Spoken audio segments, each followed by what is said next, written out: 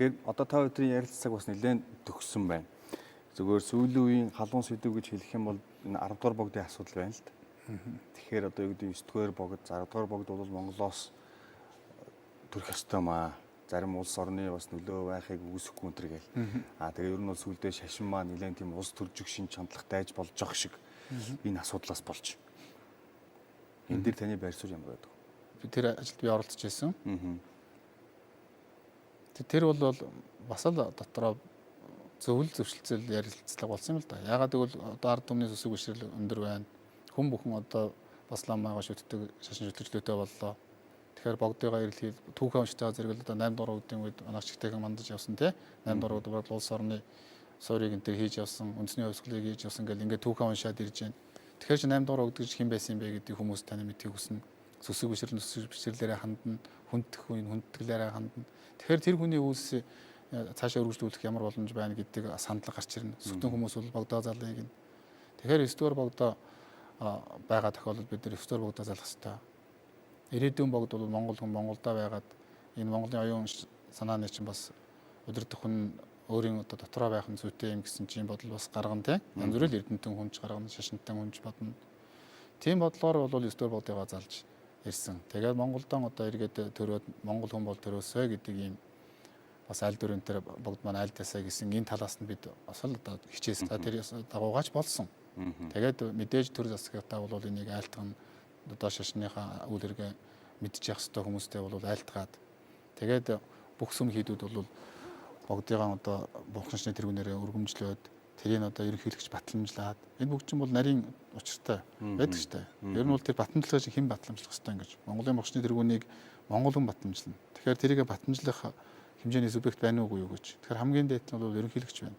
Тэгэхээр 11 онд бол 8 дугаар богд одоо Монголын хаан болцох үедээ хоёр янзын зарилга гаргасан.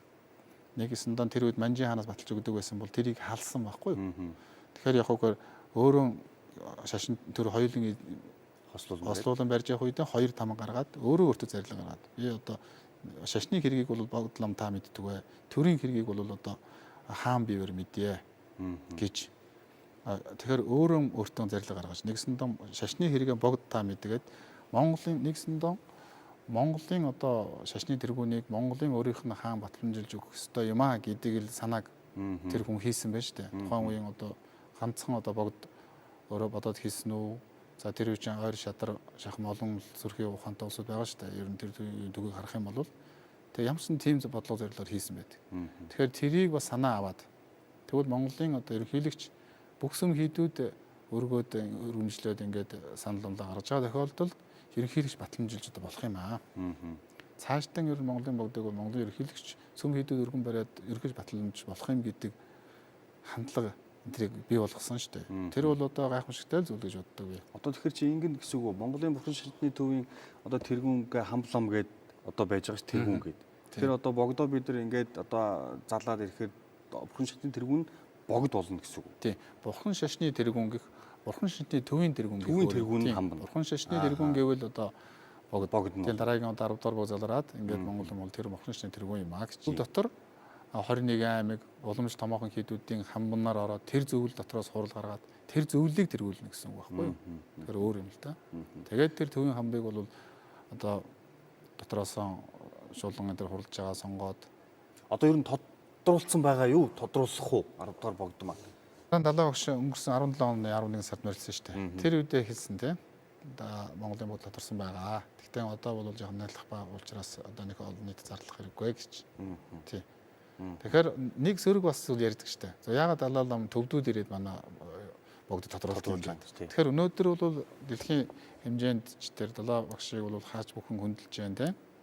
Тэр хүний нэр сүр гайхамшигтай байна.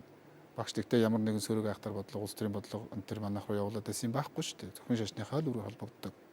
Тэгээд уламжлалыг харсан ч гэсэн одоо байгаа далаа багш тэр богдыг тодруулахад бол бас өөрийнх нь урд дүрийн богдын бас багш байсан учраас тодорхой хэмжээнд оролцоо байж болно. А гэхдээ цаашдаа монголчууд өөрсдийнхөө богдыг монгол хүн байгаад оюун санааны тэр тэргүүн хүн монгол хүн байх хэвээр Монголын одоо тэр хамгийн дээд хэсэгтээ бол бас батламжилж байна. гэсэн ийм одоо алхам бол хийгдсэн шүү дээ. Энэ бол зөв гэж үздэг. За тэгээд та бүхэн ярилцах цаг өндөрлөж байна. Бидний урилгыг хүлээн авч хүрэлцэн ирсэн танд баярлалаа. За. Нөөцчтэй бидний хамтсан тагонд баярлалаа. Өнөөдөр манай зочноор Монголын Бурхан шашинтны төв гандан төгчийн эдийн гавьчлам усан чамд орлоо. Баярлалаа.